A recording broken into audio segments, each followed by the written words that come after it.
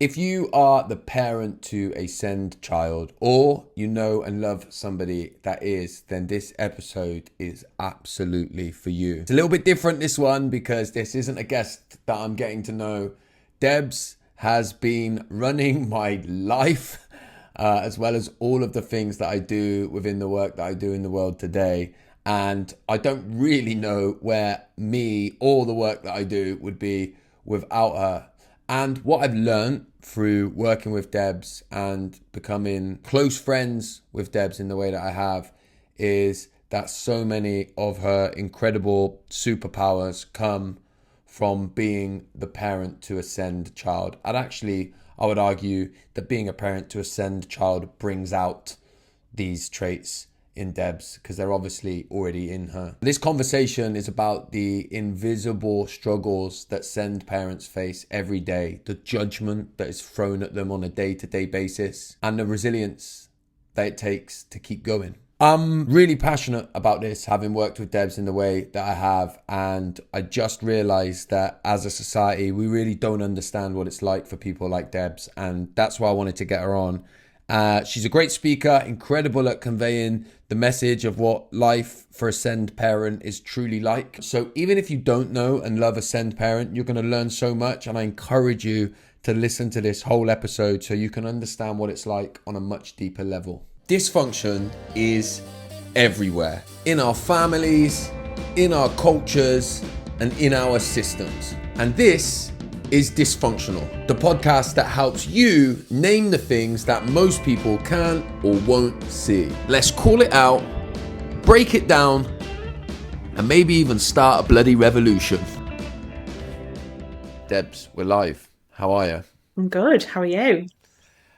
I'm all right. And we've both just been chatting just before we hit record, and this feels a little bit strange, right? Because we Mhm. work together every day, and I'm normally like on a podcast with somebody that I don't know, and then like I sort of know that they don't know that I might be acting slightly different because we're recording a podcast. So I'm just gonna get that elephant out of the room, elephant in the room out of the way before we start. Um, but why don't I tell people why I wanted to get you on first? Should we do that? Yeah, let's do that. All right. Well, so you have, I say you're my manager. I know you do. Yeah, because it doesn't feel like, I guess originally it was like a VA, right? That's right. Yeah, that's But how I you're started what? out. Mm. But it's would be completely unfair to say that you're an assistant. I feel it's more like you run my business and I'm your assistant in doing that. I think we do it together. We I do. think we're a good team. We're a good team. I Yeah. agree. Yeah, I agree. hmm And we've been working together nearly 3 years. Three Is it? years. Yeah, It'll be 3 years three in years this year. November. How did we come to work together? Because I think this is quite interesting.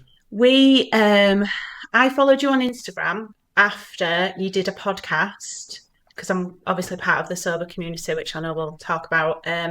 You did a podcast interview, and I was like, oh, I quite like this guy. And then I think we interacted.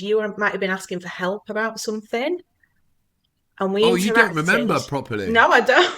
Oh, because I You tell do. me. Okay, you tell the story. Wow. On 115 miles, Yes. I'd said to Haas, I think I'm ready to start working with somebody. Yeah. Like I've got to the point, I've got to my limit where I need a bit of support. And you obviously listened to the podcast, and then you just reached out and said, hmm just to let you know, I do this.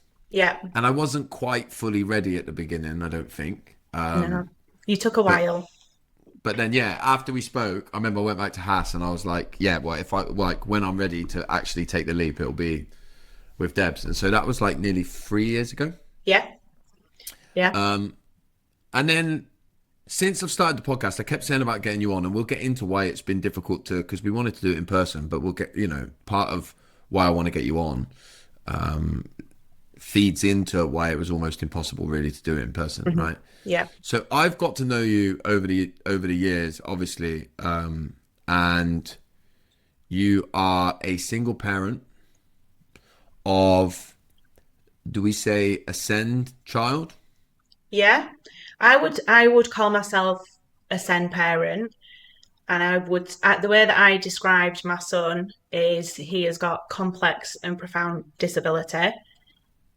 His Right. official diagnosis is ASD, which is autism spectrum disorder, and a learning disability. And the two things are separate.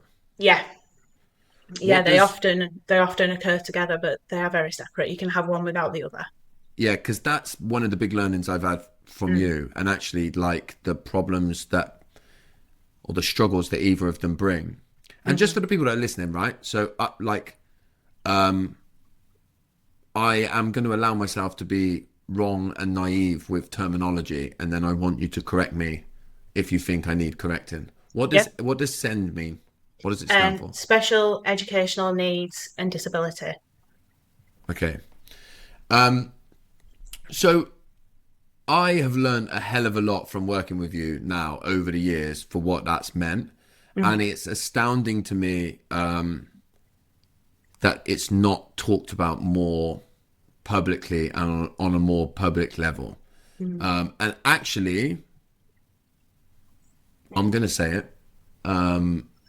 I think some people probably turn their nose up a little bit sometimes if they hear that a parent is an SEN. Is SEN, yeah? SEN, yeah, S yeah, like SEN, yeah? So some yeah. people might turn and be like almost a little bit like, oh yeah, another one. Is Oh that yeah, fair to say that to you? I know that I feel prickly saying that, yeah. but does that Oh yeah, I do, feel it all the time. If I have to explain my situation, because the whole premise of SEN is that the disability is invisible. So yeah. to look at my son, you would just think he was a typical 6.5 year old. But very quickly, if you spend any time with him, you would realise that he can't talk, he's not toilet trained, he has very limited understanding, he doesn't follow social cues. So he can't speak for himself. So I have to explain sometimes why he's doing the things he's doing, why he's behaving the way he is.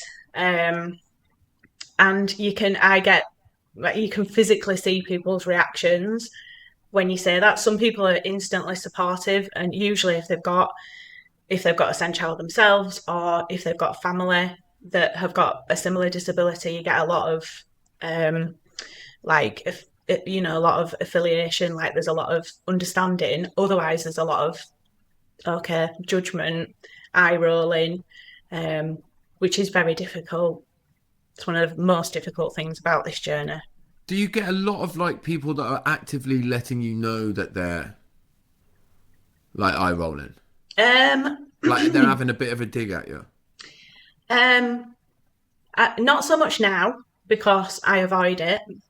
So any type of sessions, my son's 6.5, so I wouldn't just take him to soft play on a Saturday when it's going to be full of chaotic, children, parents. I would never take him to that situation. So I wouldn't put us in that situation.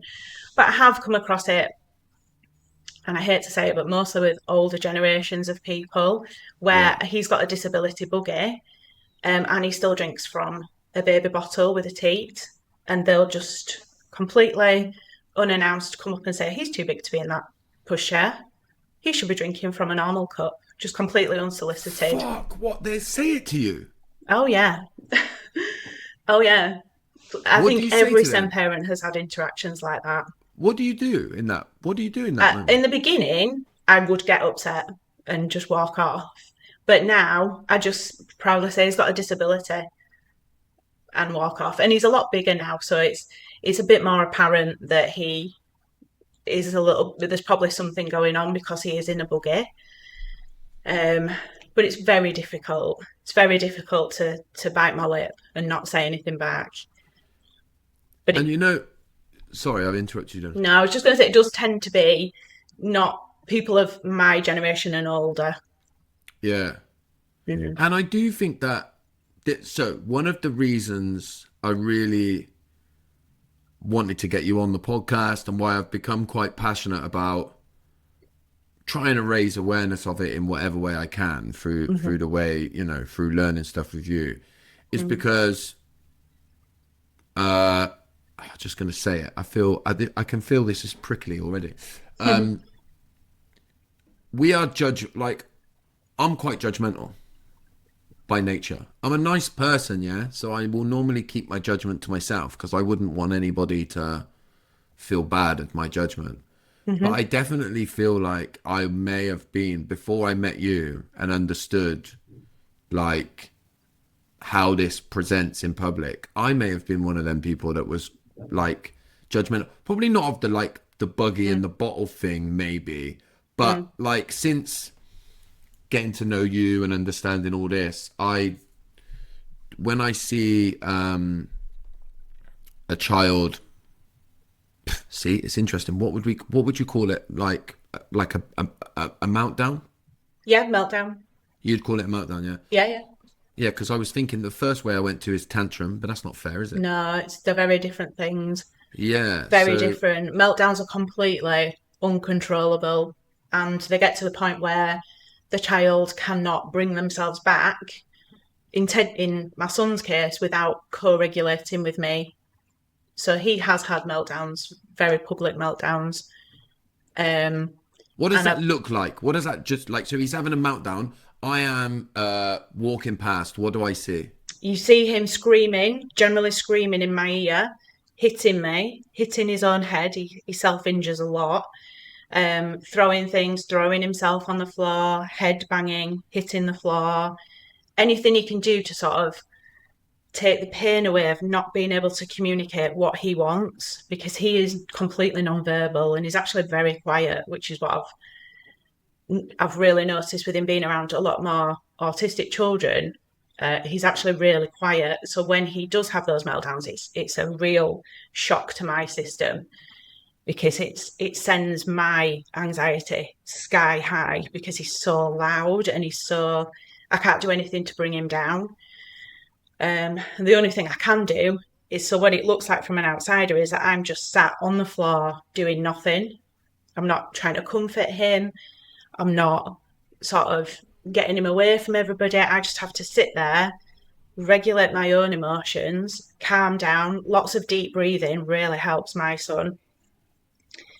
And he eventually will calm down. If he doesn't, I just have to remove him. So I physically have to pick him up, which is definitely getting harder because he's quite a big kid. Yeah. I have to pick him up and either put him into a buggy if I can, or get him to the car. But you just have eyes on you all the time. People are just looking like it's almost like a car crash happening. And they don't know what to do because they don't know how to help. They don't really know what's happening. Some people will come up and ask if you're okay, but they tend to be the ones that have got an understanding about it, or have got a child that does similar things. But I've learned to block those people out when that happens. And like I say, we're 3.5 years into this journey now. So I just don't put us in those situations because I know my son so well. I know what will set him off and what won't. So we don't go to supermarkets because he just cannot tolerate a supermarket. It's so loud, it's busy, the lights are really bright. He can't run around. So it's his worst nightmare. He'll want everything off the shelf. He'll want like 10 packets of Hot Wheel cars. And to explain to him that he can't have that, he has no understanding. He just thinks everything's his, free for the taking. So it's just not putting us in those situations anymore. And I'm lucky we live in a day and age where I can just do click and collect or home delivery. So we're always trying to find a way around not putting him in those situations, rather than. So I think it's a false understanding that if you expose them to it constantly, that they'll get used to it, and they'll just get used to having to mask. That's all they'll get used to. Well, so what? If I walked past you, I'm a random member of the public, and I walk past you in a supermarket, and that's happening. What if you could wave a magic wand and get me to do? Not wave a magic wand, but if you could get everybody to have complete understanding and do the right thing in that moment, like, because I'm trying to think in my head, is it do I act normal and walk past so not to carry on, Yeah. being part of what feels like a scene? What do I do? Can I help you? I think you can ask. I think the biggest thing would be just to ask me, are you okay? Are you okay? Is there anything I can do? Yeah. Because in that moment, I'm trying to. One of the most beautiful pieces of advice I got told was when they go high, you go low. So Yeah. I have to really sort of calm down, like slow my breathing, as I said. So I'm in quite a regulated state. So if somebody's having a conversation with me, I can answer them. Whereas obviously Teddy would never be able to have a conversation anyway. But if they could, it would be nice if somebody could just tell other people to not look, just carry on.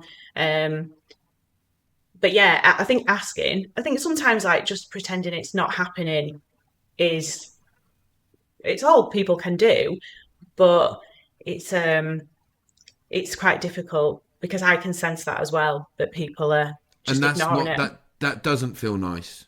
No, well, but there's nothing else people can do. There's nothing people can do to help. Um, I mean, not looking and judging obviously would be the Yeah. easiest thing to not do, and not standing and staring, obviously. Um, but there is nothing. There is nothing. There's nothing. It's just, and it just happens out of nowhere for a lot of children. It can be anywhere. The worst nightmare for me is if we've never been abroad, never been on a plane, but I've heard some horrendous stories about it happening on aeroplanes and people being very intolerant of that. So have you not been on a plane because you wouldn't go on one? I just couldn't put him through it. The whole airport. I think it's hard for me to do the whole airport journey. There's lots of Yeah. waiting around. There's lots of going from one place to another, queuing, which is something he doesn't understand. Um, there's they're usually huge open spaces, and for my son, as soon as he sees a space like that, he just wants to run. So being able to contain him, not sort of sit down and get all his toys out. That's what he wants to do, is just sit on the floor and play. But it's the unknown of how he would be on an aeroplane because he never sits still. He's always climbing, he's always running. It's how he regulates himself. And to be sat in a seat, buckled in for hours would be torturous. Yeah. Would literally be torturous for him. And I just couldn't put him through it. But it would be torture for me as well, having to feel a whole plane's eyes on me because you're constantly made to feel like you're a bad parent and this is why your child is the way they are.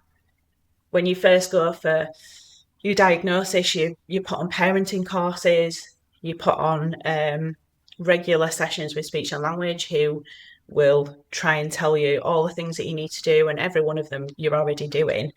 But you're constantly made to feel like it's your fault, which is awful. That's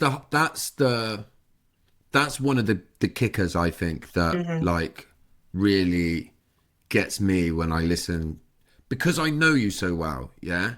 Because I know you so well. And again, like, this is why I want to do this podcast, and I want to challenge people that are listening. I really want to challenge people that are listening to really challenge their own bias. Because I think sometimes I get a bit emotional, genuinely, like, and there's a few times I felt tears coming up when you're talking already, for a bunch of different reasons, by the way. Not least because I sometimes resonate with what you say your boy struggles with. I'm like, fuck, man, that's what I've struggled with in my life. Yeah.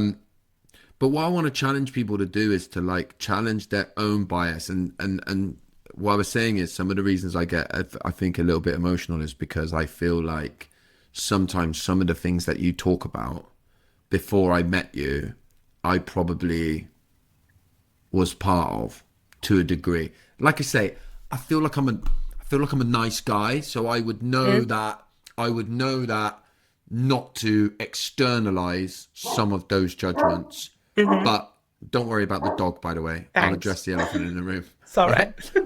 Listen, like the fact that you're able to get on a podcast, people should be starting to realize the fact that you're able to even do this at all. But I do want to just say that I was one of those people as well, Josh.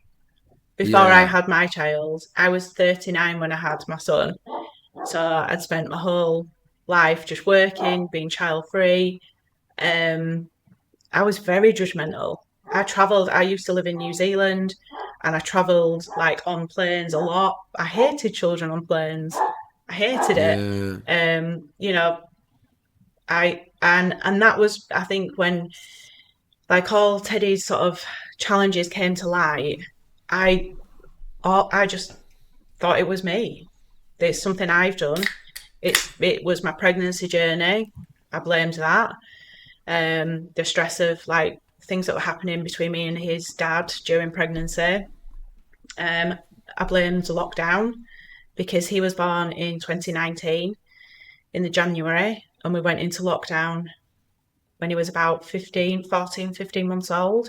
And yeah, that is the exact time that his regression took place. So before then, he was doing everything typically, hitting all of his milestones. He was pointing to things in a book, point to the monkey, point to the rabbit, point to the elephant. He'd do all that. He'd do all the actions to nursery rhymes. He was starting to say things like "hello, mum," and then the sort of perfect storm happened, and we had lockdown. All services, all baby groups, everything was stopped.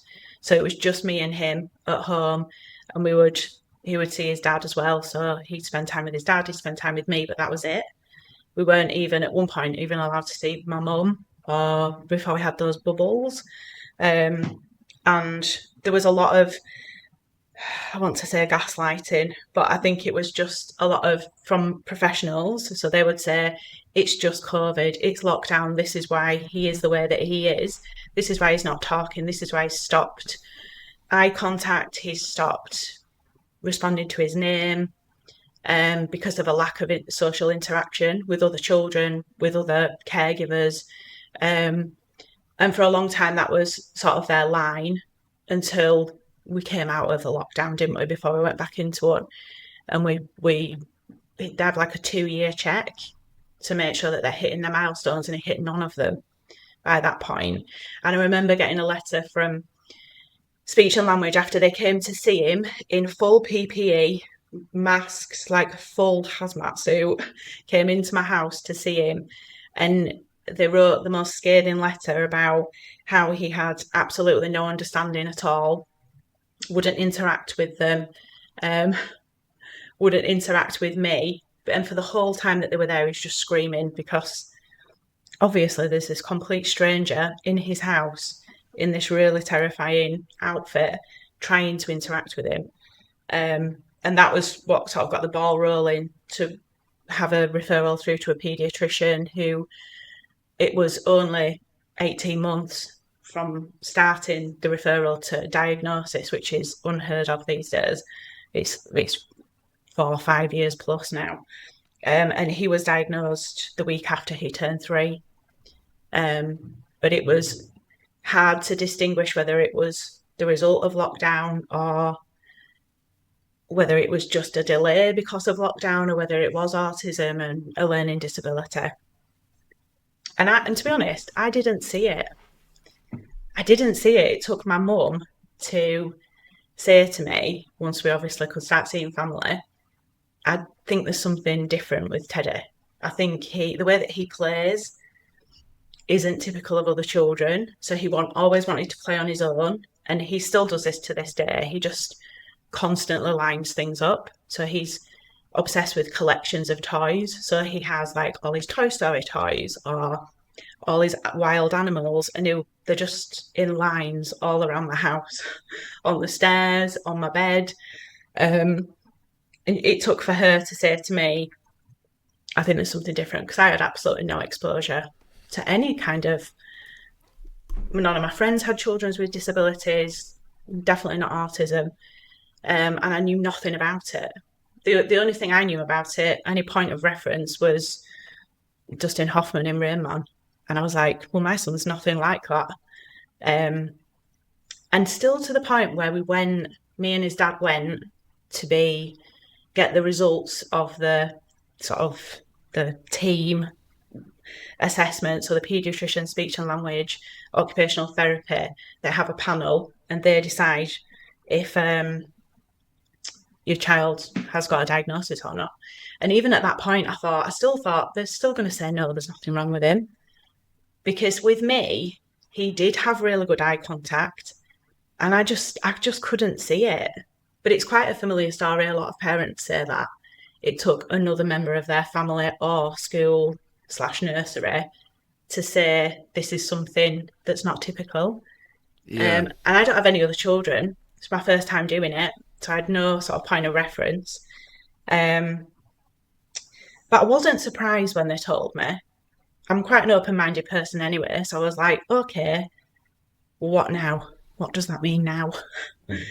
So does that mean he's ever going to talk? Does it mean he's going to go to a normal school? What does it mean? And the hardest part for me back then was that nobody could give me any answers. There just seems to be no information about your child because it's such a broad spectrum, is autism. Yeah, So Teddy's diagnosis is autism with a learning disability. I probably know 20 children with that diagnosis, and every single one of them are completely different with their own set of challenges and strengths and sort of nuances and their own, I guess, prognosis for what it looks like for their future. Yeah. And that's the hardest bit that I've had to work through to ease my own anxiety, I think, about what our life looks like long term, as opposed to like day to day. Before we get to that point, I just want to understand the timeline a little bit, right? So I don't know if we've talked about it on air, if we talked about it before we come on, but you got sober when? 2014. And so if you were to describe your life in a paragraph before you got, why did you get sober? Let me ask that question. Well, I ended up in hospital with pancreatitis and a deranged liver on just after a New Year's Eve bender. So I'd been out for the few days over New Year's Eve. But about 4 months before that, I'd gone to hospital with lots of pain. And I was at a festival. So I went to hospital drunk. And they suspected I had an ulcer from drinking. But it turns out it wasn't an ulcer, it was pancreatitis. But the year prior to that, I'd ended like a 4-year relationship. And I guess going right back, I've had a very dysfunctional relationship with lots of different substances. The main and primary one being food for me. So Yeah. I used food from being as young as I can remember, probably around Teddy's age, 5 or 6. And was always overweight until I got to the point where around 14, 15, I discovered alcohol. And then about 17, 18, discovered drugs. And then just used those up until being 34 to manage my life. Yeah. But in the year before I got sober, I'd been in a 4-year relationship and I'd put on a lot of weight. I'd put on an enormous amount of weight. I was probably about 23 stone, something like that. And in that year, 2013, I lost 10 stone. So I was feeling fantastic, but I was drinking massive amounts, doing lots of cocaine and not eating at all. So I was on like this shake diet. And that combination, my body just started to shut down. So when I went into hospital with pancreatitis, I was like probably about 9 stone. I was absolutely tiny. But my hair was like this long all over. All my hair had started to fall out. But I think from the outside, I think people thought I was doing okay because I was really slim. And I was going out all the time. But inside, I was very unhappy and I was really not coping. And from the moment of being in hospital, I was in there for a week and everybody came to see me. Like my family knew what was going on then and how bad things were. And I'm a very all or nothing person. So Yeah. I just stopped drinking. From that moment, I didn't drink and I didn't do drugs. And I was lucky because I worked at a gym at the time. So I threw myself into exercising, and I isolated myself for a good sort of 6 months. And then I've always got like a new thing that I'm into. So I really got into Kundalini yoga. Don't know if you've heard of it. I Probably have, yeah. we've Of never course had I this have. I'm spiritual conversation. as fuck. Yeah. That's what I thought. Um, I really got into that. Was considering doing my teacher training and everything. Like I was fully in it. Um, I didn't know that. no, I But know we've carry never on. talked Yeah. about this. I No, know. yeah. And I had sort of 5 years, 4 or 5 years of just blissful. Like I was single. I was obviously child free, focusing on myself. Like doing lots of physical stuff. Did no healing at all. Didn't Well, if do you're any doing sort of, Kundalini yoga though, yeah, like you're probably doing it without calling it that, yeah. yeah. But I did no addressing of the Yeah. reasons why I overate, why I drank, why I, did anything dysfunctionally really until I had my son. And things with his dad were extremely hard through my pregnancy because we weren't together. And then afterwards, we were trying to navigate the family court system. Things were very, very stressful for me. And it was only at that point, after we'd been through court, and think we really sort of diffused everything in court. And we ended up sitting in the same room and with his wife at the time. They weren't married, obviously, at the time we were together. They're married now. We were together. Oh God, this is sounding like a bad story. I'll correct Thank you. he wasn't with who he is No, now married to, yeah? exactly. When Yeah. you two were When together and conceived a exactly. baby, you were both single and his now wife wasn't even on the scene. He met her post all of Yeah, this. Yeah, but exactly that. yeah. Got myself into a muddle there. And yeah, so we sort of worked through that. And then I still had this overwhelming feeling like I was standing on the edge of an abyss. And I remember reaching out to a therapist because I was like, I can't function in my day-to-day life because some of these things that we both said to each other during our time when we really weren't getting on, I just couldn't. I was fixated on, and I just couldn't get out of my head that Teddy wasn't going to end up with me and I was going to end up losing him. And I think that's why the family court process is awful, very Yeah. traumatic. Something completely new to me. I never expected to be doing, during my parenting journey. And I just had to work through that. And as soon as I started to address some of the things and talk through the things that I'd never really been able to talk through with my family because they've got very biased, protective of me type opinion. And I really felt a weight lifted from it and I felt free of that trauma. And that's when I started my business. That was, so my business is like 5 years old now. So at the time when Teddy was going through his diagnosis, I was like, I'm going to start a business because one, I'm being forced out of employment because no childcare setting can meet his needs. And I have a mortgage and I'm a single parent. So really I'm backed into a corner. I have nowhere to go apart from, and I know it was never an option to lose my house. So I was like, I can just try this thing. Like I had been given good examples growing up. My dad always ran his own business.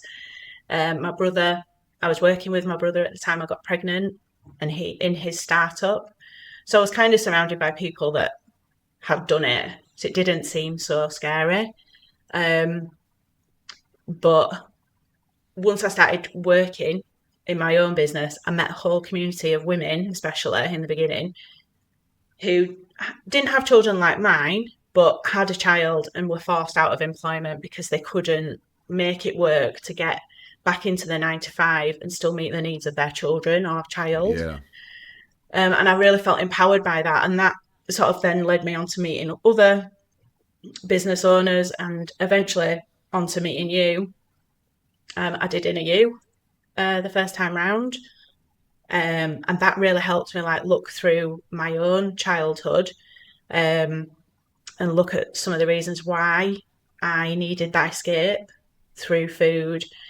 And I think once I confronted it, that's really like was the start of my healing, understanding myself. So it really felt like for a while there was like two parts to my sobriety. There was like the first 4 or 5 years where I just kind of white knuckled it, I guess, but didn't do any of the healing. And then these sort of last 5 years have been quite difficult, but there's been a lot. I feel in the best place I've ever been with my sobriety.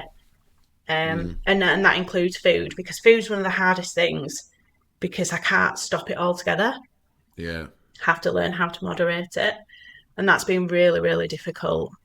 I'd say up until the last year. Yeah. The last year, I've really started to prioritise my own, prioritise myself in terms of my fitness, my eating. And I've learned that it's okay to get support around that. So I've had a nutrition coach, I go to CrossFit, and I've got a PT now who helps me with that. And that's the best thing I've ever done for myself and ultimately for my son, is to Yeah. learn how to look after myself.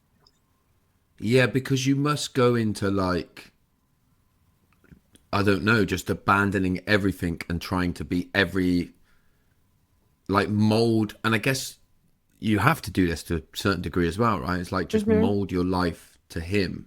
Yeah. Oh, completely.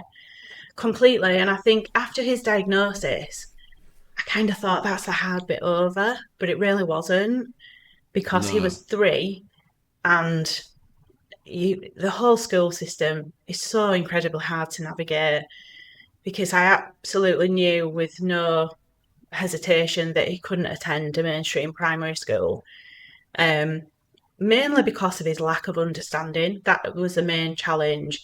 So I can't, and I couldn't, and I can't still say to him now, can you go and close that door or go and sit down? Or he doesn't have the ability to understand that because of his learning disability.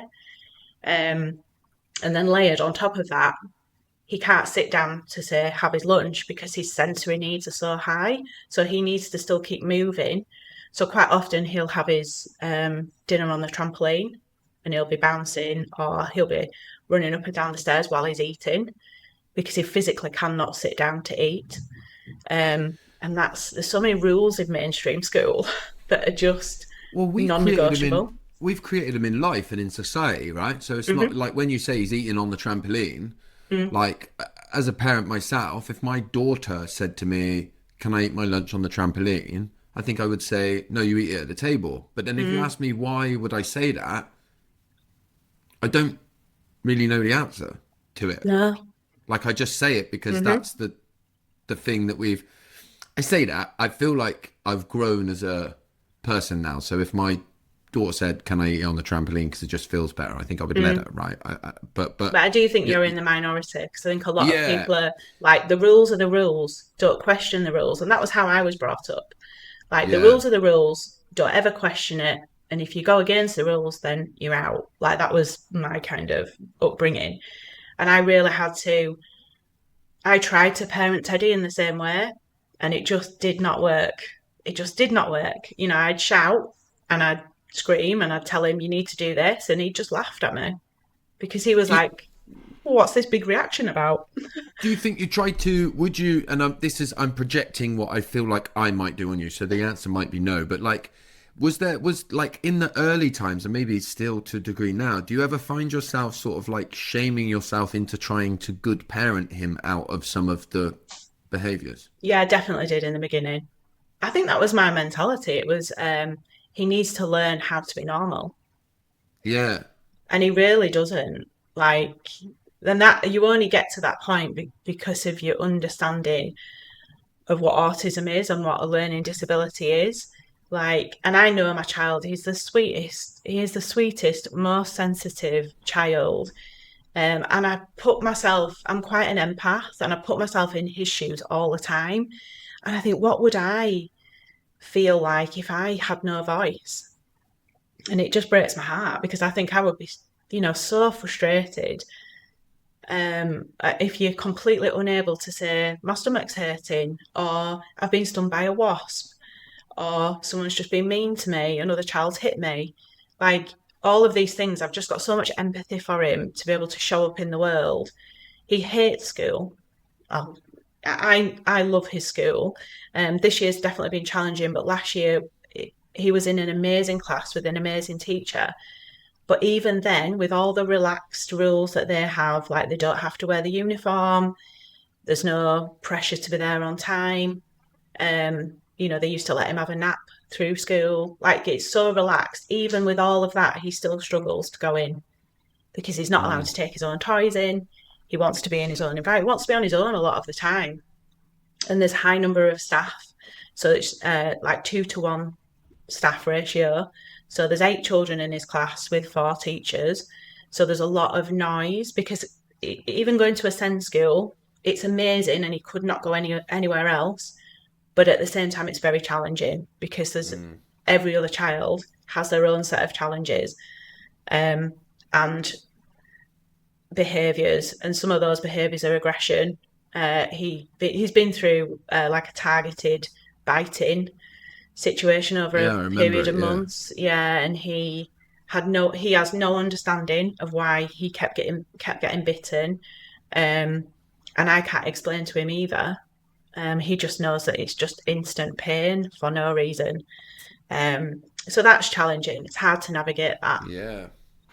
Can we talk about the 2 diagnoses just for a minute and give me a brief understanding, your understanding, because like, I feel like you've had to you're forced to become an expert in your own right? But at the end of the day, you're just a parent trying to figure it all out with little or no support like the rest of us, right? And as a parent myself, it's hard enough to figure out what the fuck is going on with my kids who don't have any of these extra needs. Yeah. Like, exactly. So there's 2 diagnoses, right? There's one of autism. Yeah. And then the other one is learning disability.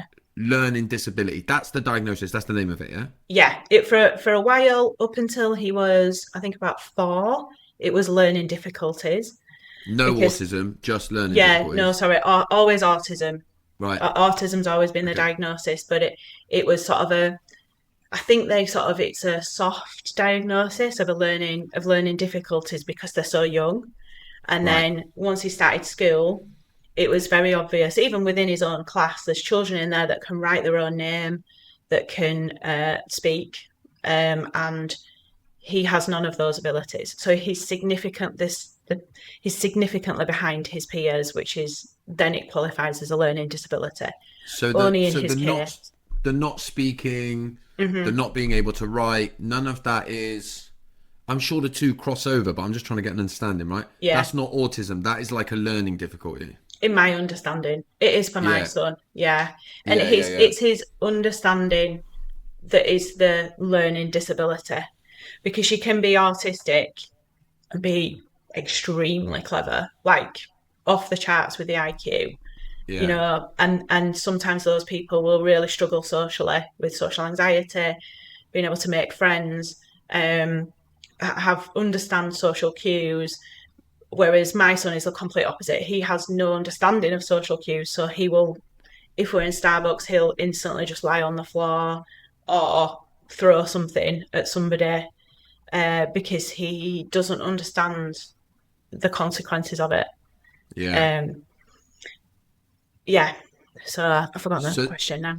No, but that's like the learning difficulties, right? Yeah. There's a couple of questions I want to ask about that in a second, but if we come to the autism, what are the main do we say symptoms or traits? We don't say symptoms. I don't think we do say symptoms. I think we say traits. So we say, so what are the main traits of his autism? For him, he's very sensory.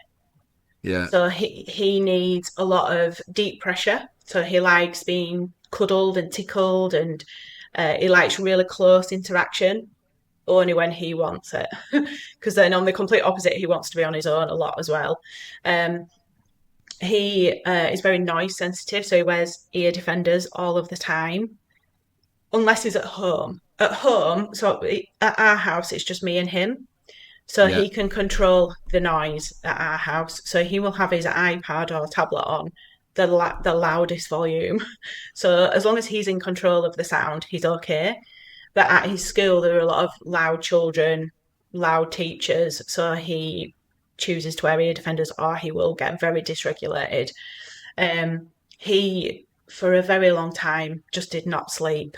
There's just minimal sleep happening. Even this week, one of our days started at 2:30 because he just cannot sleep for long periods of time. His sleep cycles are like 4 to 5 hours long because he's developmentally delayed. So he's almost like, the way I try and describe it is like a baby in a Yeah. 6.5-year-old's body. So whereas babies still nap and they still need that sort of downtime in an afternoon, he will still very much do that. He has no sort of understanding that other children are there to play with. So his autism is like that social communication challenges. He has no understanding. He's very just recently started to interact with his peers, and that's taken almost 2 years at school for him to start to do How that. does he interact with them? Yeah, he cuddles them.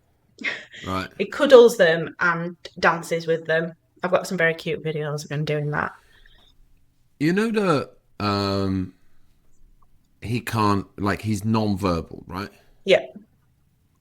And you say that if you said to him, you can't have all of the figures in the supermarket, right? He doesn't understand that. Mm-hmm. Does he understand? Sorry for the naive question, but does he understand anything? Oh yeah, yeah. I think that's what I've really learned is to read all of those non-verbal things that he does. Um, and it's hard to unpick this because me and my son have got a very deep connection. Like we've spent a lot of time together. I do every single school run. I have him every other weekend and obviously all through the week. Um, and I instinctively know a lot of what he needs. So he can bring me things that he wants. He's recently started to use an AAC, which is a high-tech AAC, which is basically an iPad with an app on it, which is like it replaces communication. So it Yeah. has buttons on there like I want a drink. And he's recently started to use that, but it's taken about 18 months. Well, so he can say to you on there, "I want a drink." He doesn't use I want, but he will say juice, or he will say brioche roll or pepperami. There's photos on it next to the word, so he can recognise those. He's very, very detail oriented, so he can look at, like, we've got on the device, we've got places that we usually go to. So we've got a certain park, we've got school, we've got the car, we've got the zoo, and he will just randomly go and get his AAC and say zoo, and he'll come and get me, and he'll bring me my car keys, and he'll go zoo. And that is in like the iceberg of communication, where there's all of the understanding and knowledge, and then the tip of it is actually talking. He's building all of the bottom of the iceberg, so the stuff that's under the surface. Yeah. So he's demonstrating understanding by doing that.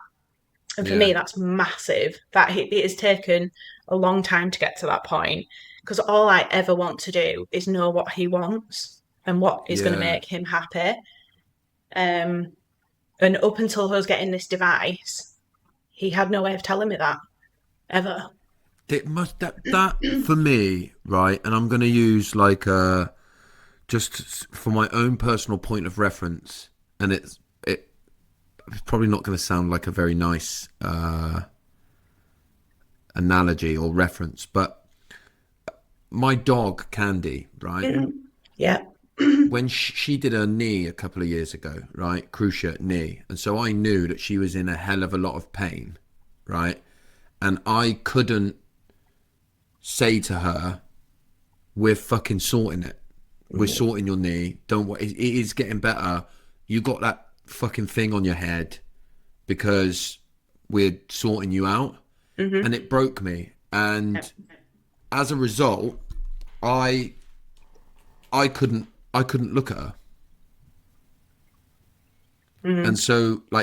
And so my only way of dealing with it is I barely looked at her because Yeah. I couldn't deal with the emotional struggle that came with not being able to communicate with her. And that's I see a lot of parents that do that. And I think acceptance, what that just but disconnect disconnect from completely. their children. Yeah. Yeah. That don't have that deep bond with their children because ultimately they haven't accepted that their child is probably going to live with them forever or is going to end up in social care, that's never going to talk, that's never going to get a job, never going to have friends or a relationship. They can't, it's too big for them to accept. And I think that's one of the things that I worked through very early on. How did you do that? You have no choice. I can't Mm, live an inauthentic life. Like we talk about this all the time. Like I have to confront things head on. Like yeah. I love that boy more than anything. I couldn't. You have one or two options, don't you? And I think I had to go all in. I had to know everything about him, everything about his diagnosis. I had to fight for the right school. We've not touched on like getting his EHCP, but What's that's an that? educational healthcare plan. So that's a legal document that any sort of school setting has to follow to make sure that the child's needs are met. Yeah. It's a legal document. So that then comes with funding as well from the local authority. But I threw everything at doing that EHCP because I knew that he would the alternative, because in that document they recommend whether they go to a special school or they go to a mainstream school. So an educational psychologist comes, assesses your child in their current nursery setting, and then makes a recommendation. But you have to provide lots of evidence to persuade the local authority that your child deserves a place at that special needs school because they're so limited. Because as I said, there's only 8 children in a class, sometimes less. So I threw everything at that. Paid for an occupational therapist to come and do a full assessment on him, which is like thousands of pounds. And that all adds up in as evidence into that document. So just so that they can get a space in a school. So I've been head on with everything, like confronted everything. But I got to the point of like burnout, especially because I was running my business at the same time. And I think that was Yeah. a bit of a distraction for me until it wasn't, until it became too much. Um, but ironically, like a lot of the things I see in Teddy that are obviously exacerbated in his case, I relate to as my challenges as a child as well. Yeah. And this is my chance to, I guess, parent how I would have loved to have been parented because I found school horrendous, was horrendously bullied, always felt different, moved schools. I used to watch I went to a girls' school, so I used to watch other girls and I'd be like, right, if I just behave how they behave, I'll fit in. Um, so in a way, parenting him has been very cathartic for me to be able Yeah. to just do it our way. Like we live a really quiet, I guess some people would look at it and say lonely, isolated. Um, we spend a lot of time just me and him in the woods, in by the river. Um, just going. We only ever really go to send sessions of things if they're like arranged at a soft play or at a farm because I'm not very tolerant of people these days. And whereas he's got no voice, I have really learned to use my voice. So I will Mm. say to people now, this is why my son is the way he is, and he's got every right to use his voice if he's dysregulated, if that's screaming. He's got every right to be here just as much as you do. Yeah. But that's draining. So I try not to Do put you us ever in that say like on the situation. end, so go fuck yourself or anything like Yeah, that? Do you? yeah, Yeah, good man. yeah. Yeah. I try not to do that with school. Sometimes I With want to. school. Sometimes I do want to, because obviously he means the world to me. So I get very passionate about it. Um, yeah, yeah. Not after Because I anything. see it, man. I see you fight for him all of the Mhm. time, and I think that's the thing that like blows me away the most. I think about your Mhm. situation. It's like, you know, you might be on day 4 of having basically no sleep, and I Mhm. am, you know, you'll get a voice note from me one day that'll say I didn't sleep last night because it was too hot, so I Mm. ain't fucking doing anything today because I'm a nightmare. Do you know what I mean? Like I can't Yeah. any lack of sleep, but you will sometimes have to go days with no sleep Mm. and continue to fight for his needs, just to fight to get his basic needs met. Mhm. And I don't think I certainly very, very rarely ever hear you complain No. at all. You'll complain about people not doing their fucking job or society not meeting the needs that they should meet, but you don't never complain about your situation. No. Because I love my situation.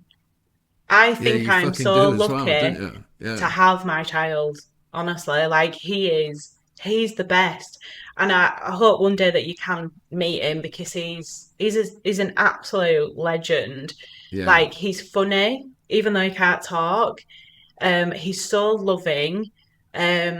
We have got our own little world. Like that is our world, and I think that's kind of what I've always wanted is to like fit in, and I fit in with him. Um, and I can make it my, make my, I can create my own world with him. But the job that I do, like my own business, like I can go to the gym every morning. The clients I get to work with, like you, a lot of my other clients are like inspirational people. Um, I get to live it on my terms. Yeah. And I've always had that like rebellious side. And I just think, no, we're living life the way we want to. No one's telling us what to do. If it ever comes to the point where he can't manage school, I'll just take him out of school. Like, I'll just find a way to do Yeah. it. And if he can never get a job, then we'll set up a business. We'll do something together. Like, I'll make that. I follow a lot of people that do that. Like, if Yeah, I've it's not seen there, they stuff go like out and that. create Yeah. it. Yeah. I'm sure I see one person who was like making socks or something. Yeah, yeah. But I think uh, their son or their brother has got Down syndrome, and they make these odd socks. Yeah. Um, and that's amazing. Then there are places that employ disabled people to do things like that, but they're so few and far between. But I just have the confidence. I think what I've learned, and sobriety has got a big part to play in this, is that I am very resilient, Yeah. and I do think I'm a force to be reckoned with when you're talking about my child. And I would have taken it right through to tribunal if they'd have refused him a place at school or if they'd refused him an EHCP. Like, I just think, right, fine, there's no at this point, but it will be yes eventually because I'll make sure. And I think a lot of, I think school know that. And I kind of set my stall out, just like I do when I'm working with clients. I'm always sort of try to be very good about boundaries. And I sort of say, look, even before we start working together, this is my situation. Teddy will always come first. Might not be able to answer voice notes at this point. I might have to give short notice on cancelling meetings. But I think my experience so far is that everybody's been really understanding of that. Yeah. Yeah. And look, maybe that's got a lot to do with the way that you are because Mm. you're like, there's nobody that does flexibility in the way that you do. Do you know what I mean? Mm. There's nobody that could do that. Do you know what I mean? There's Yeah. nobody that could be adaptable or when there's a crisis, just fucking get shit done. Yeah. Like, there's no I am a like people. doer. Yeah, I people. love doing like stuff. Oops. Yeah, you go. Just What you drop drop. some. Um, and look, we haven't. I mean, we've been talking for quite a while, but we Mm. we haven't even touched I don't want to open the conversation to it because I feel like we're naturally getting to like a good place, but we haven't even touched on like the small like, do you get the small day-to-day stuff that, like, say, like, I might get home and take my kids to the shop round the corner to buy a chocolate bar because it makes me feel good because I get to see them be happy. Yeah. Like, do you get them reactions from him? Oh yeah, we have our own version of it. Yeah. So I think I'm probably in the top 1% of spenders on Amazon. And every time the Amazon delivery comes, he knows it's for him because it's You're in the 99. top 1% So I'm sure spenders. I'm in the top 1% because all my money just goes on Amazon. And he, as soon as he sees the delivery driver, he's like this against the window, looking, and he loves opening parcels because he's learned that there's usually things in there for him. So yeah, he loves that. He loves that. And we are fortunate now because I've had to fight to get direct payments, which are it's funded respite hours from the local authority if you've got a disability, if you've got a child with a disability. So they recognise that parent carers need a break if your child's disability is such that, like, I'm a single parent, so I don't have a partner that could give me that respite. I don't have family that can take him, so I don't get that respite from them. So they come and do an assessment and we qualify for direct payments. So he gets 4 hours a week through term time and 15 hours a week through the school holidays. So he has a babysitter type situation. And she knows him really well because she works at school with him. So she'll do things with him. She'll take him to the farm or to trampolining. So he gets that bond with another adult as well. Yeah.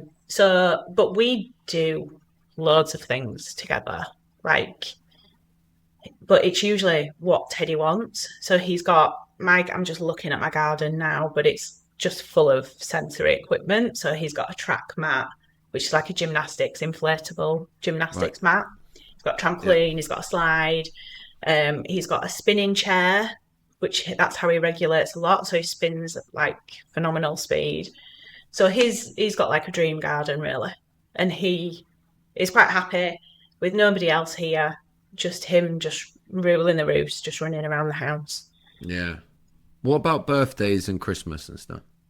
Christmas, he doesn't really understand. Birthdays, he understands to the point of he gets presents, which he loves. He loves that, yeah. He loves that. He can't blow out a candle, doesn't understand that. But then when you take a step back, you think, why would you be doing that? Like, it's such a weird concept anyway. Yeah. He doesn't like cake. He's got very, very restrictive eating. And there's some children that have got ARFID, which is like where they're very, very restrictive. But Teddy will only eat maybe 10 foods. Some of them are fruit, which is amazing, and I cling to those. Yeah. But he wouldn't eat cake. He wouldn't eat birthday cake. Yeah. Yeah. It's mad because a lot of these things, I think, like, maybe that's why I care about it so much, is because, like, when you talk about your son, I relate to him more than if I was talking to somebody that was talking about a son who didn't have all these things. Mm-hmm. Like, when I you see talk that about in him, you as well. Yeah, I'm just like, yeah, I sometimes get emotional when you're talking about him. You know, like when you say, I hope you get to meet him, and I will get to meet him. Because I always just hear about him, and I'm like, he sounds like my type of person. Like, Yeah, do you know, and I'm honestly. not just saying that to be nice. I'm saying it because, you know, more and more in my life, I'm waking up to the fact of how different I really am to people. Yeah, and how much I know that about myself, and you know, we can define that or call whatever you want, but the children, I think, that we've met along the way are some of the most incredible, resilient children. They're absolute joys a lot of the time as well. I think there's a lot of fear around severely autistic, and that's probably something you're not meant to say, but profound, high support needs autism can be scary. It can look very scary. Yeah. And Teddy's school takes children up to 19, so there are some very scary incidents. Our parents have been stopped from going into school because an older child is having a meltdown, which can look very aggressive. But we went on holiday this year up to Northumberland with another parent and her little girl, and we had just had the best time because we had a big house, an Airbnb with a big garden, and the kids are in the same class anyway, but they just kind of are fine being around each other, but they just get such joy out of the real small things. Like and I've said it once before, but I feel really lucky to have him because the joy he gets from just spinning on his chair or going on his trampoline, it's just so, it brings you back into the moment. Yeah. Like, it's scary for me to think about what the future looks like anyway, and I don't do it. I just think we'll figure that out when we get there. Nobody can tell me that he's never going to talk because he's giving a lot of indications that he might, even though they're not words. He will make noises like the beginning of words. But he might never talk, and that's fine. That's fine for me, whatever happens. Yeah. I've lost my train of thought. I do this all the time. No, yeah, it's incredible, really.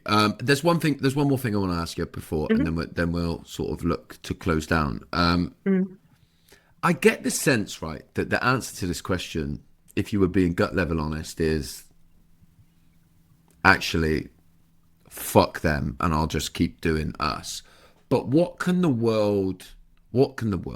society do to better support a family like yours? That's a massive question that we could probably do a whole podcast over. But like, if there's somebody listening to this and they've gone, do you know what? Fucking hell, I am, you know, I can see I'm one of these people that's like not been a good person when it comes to supporting people like you and families like you, right? You know, is there like a couple, one or two, or however many things where you go, just make a change today, do this? Is it just let someone know when their child's having a meltdown to just go over and give them a gentle like, are you okay? Is there anything you can do? Yeah, and I think meltdowns are like a small part of the day for some people. For us, for some people, they're a massive part of the day and they're constant and they're horrendous. But I think being, it's probably very broad, but being open-minded, like don't look at a child and assume that they can talk, assume that they can follow instructions. I think if they're any type of person, they'll instinctively spend like 5 or 10 minutes with my child and figure out that there's something different. Yeah. And just be really kind. And that sounds so twee, but just be kind. Like, for him to show up in the world is so hard because this world is full of rules that he doesn't even understand, have any idea about. And I think having empathy with him, like, I don't need anyone to feel sorry for me because secretly on the down low, I live my life. Like, I feel like I'm not allowed to say that a lot of the time because it becomes, especially with other SEND parents, it becomes a little bit like who's got the worst situation. Like, it's a bit, I think I used the term earlier today, like the struggle Olympics, like who's struggling the most. You know, if you're in a community group and you say, oh, my child only sleeps 6 hours, there'll always be somebody else saying, well, mine only sleeps 2 hours a night. I think just move past that. Yeah. Like, move past it and just focus on the amazing things that your child can do. But yeah, I think it's hard. I think obviously what I would love to have taken away from all of this is the fight for everything.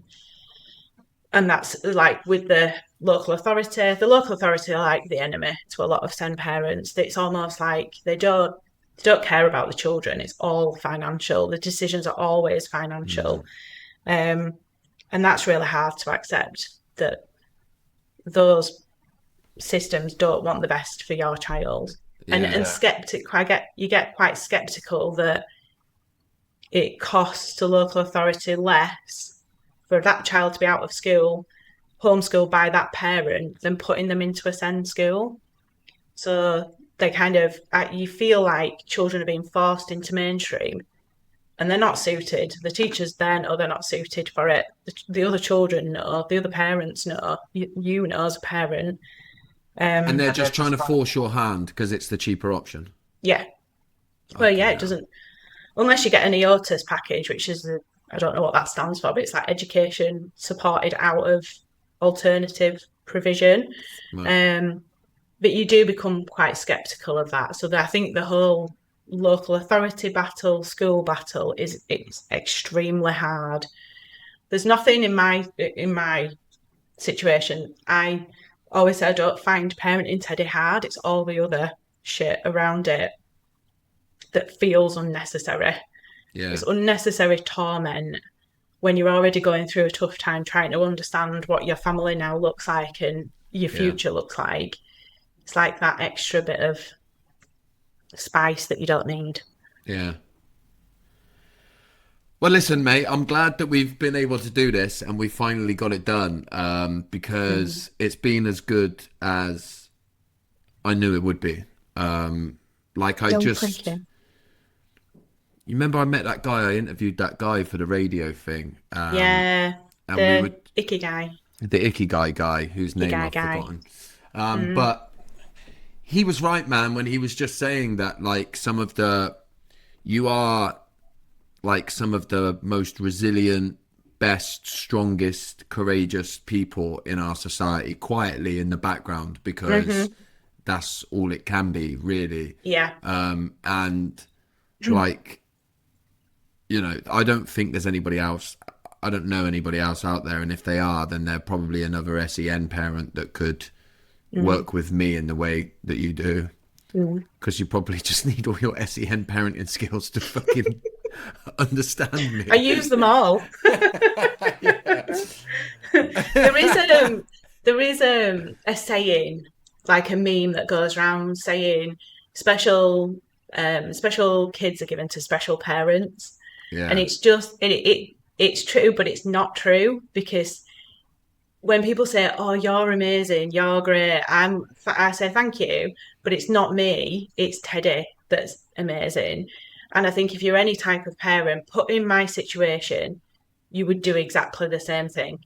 If you're any kind of parent, if you're a good parent, I do think your hand is forced. Like, you have no option but to show up. Or sink or swim. Exactly. Yeah, exactly that. Debs, this has been incredible. If people are listening, and there might be people that listen to this that want to work with you. I'm booked. I'm fully booked. Yeah, she's booked. Stay away from her. I will not be leaving any of her links in the comments. No, but I will share links to your Instagram and that, right? Yeah, and definitely, your website and stuff, because you do a bunch of stuff for people. Yeah. Like, you share a lot about this on your main social platform and that, don't you? Yeah, to help people get it and understand. So yeah, I'm just grateful to you. I'm grateful that we can use this platform to get it out, and I really hope that, I do believe that there'll be a lot of people that will listen to this and like really understand further, having not understood before. So I'm very grateful for you. Thank you. Any parting comments from you before I hit stop? No. The pressure was too much. That's perfect. I think that's the perfect way to end. So yeah, I can't wait to share it. So thank you, Debs. Thank you. Thank you. I did tell you it would be dysfunctional. So thank you for sticking around till the end here. And if you have enjoyed this podcast, then please help me to grow Dysfunctional by sharing with your friends on social media. You can find me at Josh_FFW. And then wherever you're listening to this or watching this, please make sure that you've liked and subscribed, left us a 5-star review and a comment if your platform allows it. And I'll see you on the next one.